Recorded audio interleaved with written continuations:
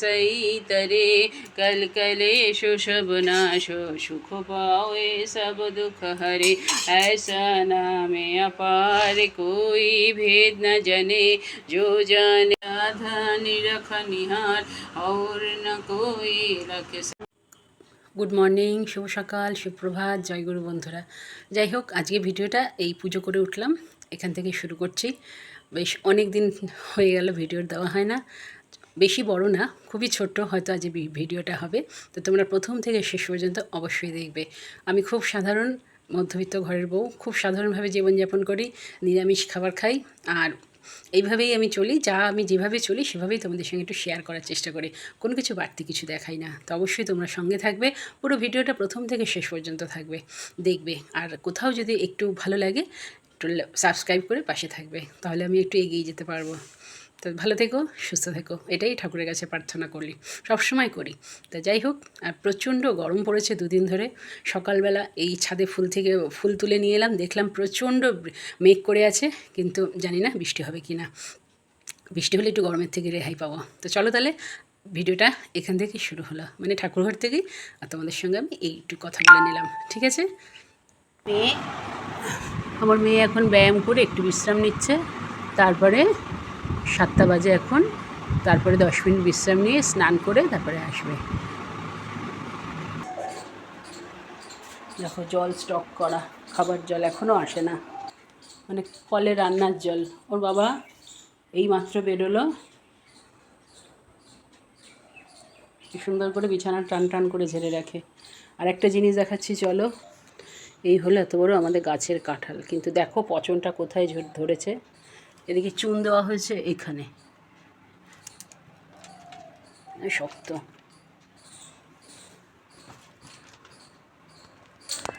সকাল থেকে মেঘ করে আছে, কিন্তু বৃষ্টির নাম নেই।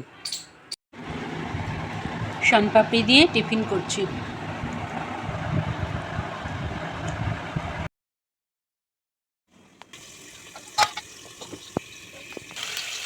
দেখো, এটা দেখালাম বন্ধুরা।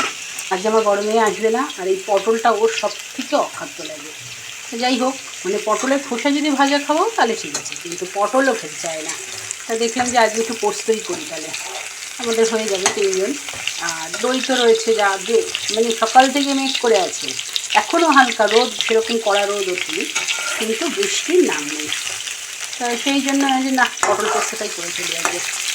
পটল পোস্তটা কিন্তু খুব ভালো। তা পোস্ত বেটে নিয়েছি 4টে কাঁচা লঙ্কা দিয়ে, আর এই পটলটা খুব কমে একদম ফুটো ফুটো করে দিয়েছি, আর ঢেকে ঢেকে একটু ভেজে নেবো ভালো করে, তাহলে কিন্তু ভালোই হয়। তা ও আসবে না বলি আজকে এই তরকারিটা, এই সবজিটা আজ রান্না করছি। ভাত হয়ে গেছে, আর চলো তোমাদের দেখাচ্ছি। আর ছোটো মেয়ে সকালবেলা ব্যায়াম করে দেখো ঘুমাচ্ছে, এখন পাখার তলায় শুয়েছে।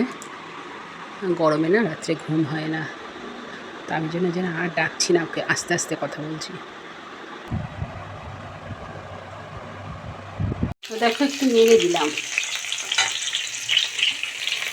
কী জিনিসপত্রের দাম বেড়েছে এখন, তো এই সময়টা খুব সবজির দাম বেশি থাকে। আর মানে কি বলবো, মানে সবজি একটু খাই, তাই এত দাম বেড়েছে, সর্ষের তেলেরও দাম বেড়ে গেছে। আমি যদিও বা মানে খুব একটা খোঁজ খবর রাখি না, তাও বাবা গতকাল এসে বললো, জানো সর্ষের তেলের দাম 20 টাকা বেড়ে গেছে। তো যাই হোক, আমরা ওই দেখোই তো যে আমরা কিন্তু খুব একটা বেশি তরকারি বা বেশি স্পাইসি করে খাই না, যা খাই যেটুকু হজম করতে পারি সেটুকুই খাই। বয়স হয়েছে তো, না বুঝে শুনে খেতে হবে, তাই তো রোগ ধরে গেছে, সুগার, হাই প্রেশার তো অনেক দিন ধরে। আমার যখন মানে 10-12 বছর আগে থেকে আমার হাই প্রেশারটা। তো যাই হোক, যেটুকু হজম করতে পারি সেইটুকুই খাই, সেইটুকু খাওয়াই তোমাদের সঙ্গে শেয়ার করি। কী করবো বলো।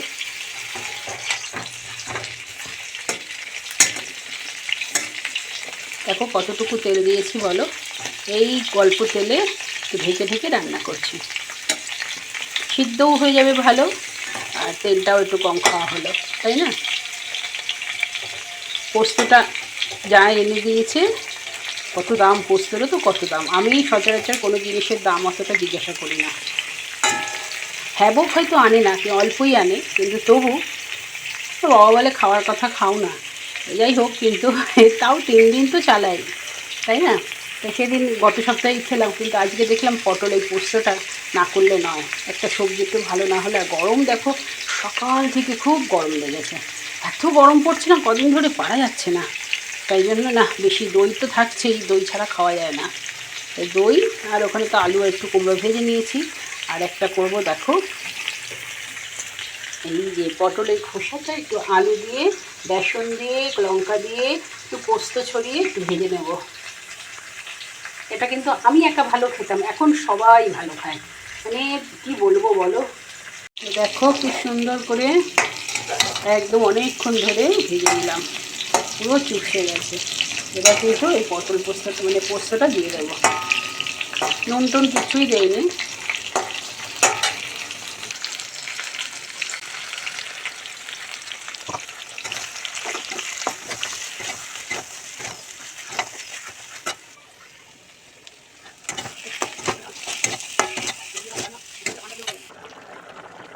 তো দেখো, ওর বাবার জন্য 3টে পটল, আমার 2টো, আমার ছোটো মেয়ের 2টো, ব্যাস।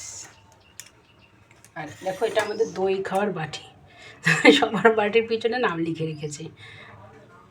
এটা হলো প্রদীপ গাঙ্গুলি, মানে ওর বাবা, আর আমার ডাক নাম হলো টুকাই টি, আর আমার ছোটো মেয়ে ও হলো ওকে সোনা বলে ডাকি, আর ভালো মানে ডাকনাম পপি, তা ভালো নাম তিথি।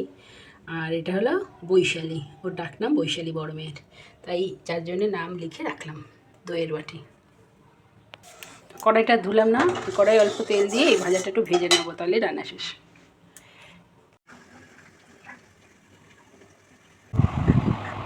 কি চিন্তা করছিস সোনা? কিচ্ছু না, ঘুম হয়েছে?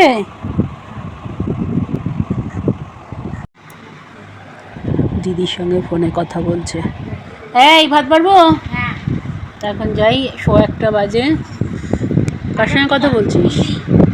ঠিক আছে, তাহলে ভাত বাড়তে যাচ্ছি।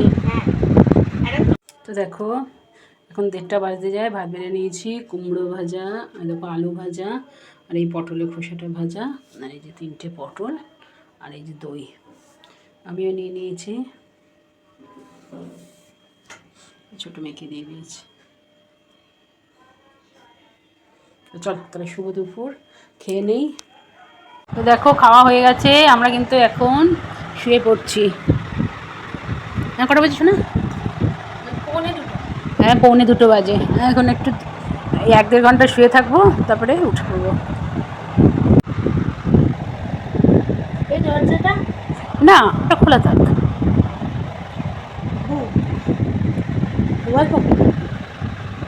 গুড ইভিনিং বন্ধুরা।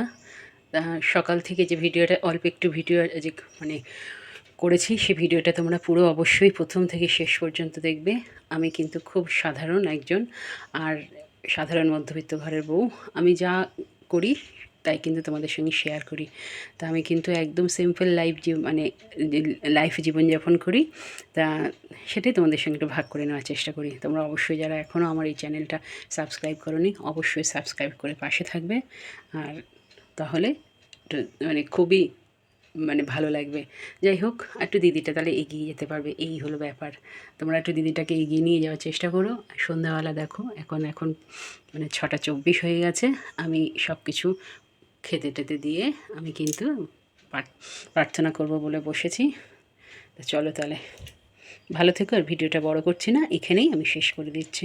তোমরা সবাই ভালো থাকবে, আমি ঠাকুরজিকে প্রার্থনা করব সবাই ভালো থাকবে, সুস্থ থাকবে, আর এভাবেই দিদিটার পাশে থাকবে।